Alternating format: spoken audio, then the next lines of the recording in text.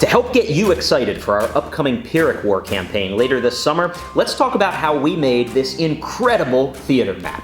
I'll give you step-by-step instructions so that you can replicate this method to build your own topographic tables for any wargame. For our campaign, I made a map of southern Italy and Sicily, covering the region where Rome and Pyrrhus waged their 5-year war. I've even integrated some hidden pegs into the board so that armies can move from city to city. You'll want to start with a paper reference map of the landmass you want to create. I transfer that grid onto a sheet of XPS foam or polystyrene. And then it's just a matter of tracing the coastline of Italy using my gridded map as a guide. Here is our final result, ready to be cut. Sicily was an easy place to start, and I've already rounded off the edges with a knife. Next, I'll cut out the Italian peninsula and carefully snap out the shape.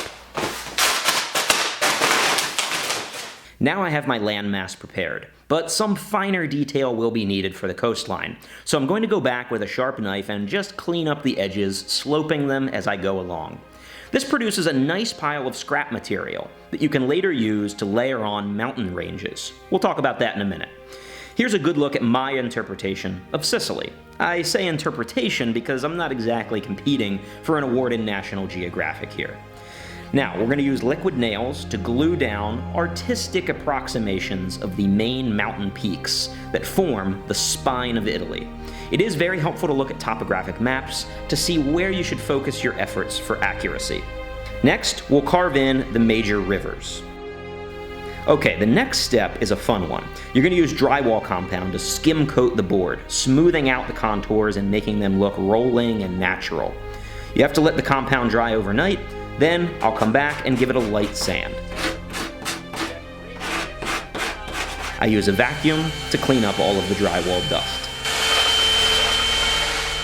Okay, time to find some more polystyrene scraps. You should have plenty of those. Now this is an important step, as our mountains right now are just kind of humps, and I would like to get jagged peaks to stick out at irregular intervals.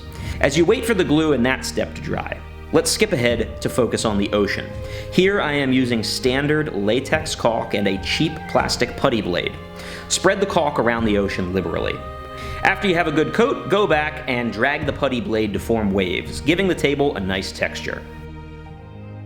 Okay, it's painting time. I start with a tan color for the shoreline and eventually switch over to dark brown for the mountains. I'll go back later and dry brush several lighter tones on those mountains.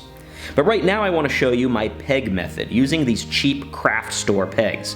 They're great because not only are they very cheap, a toothpick fits perfectly inside. And I'm going to use toothpicks later to make army flags.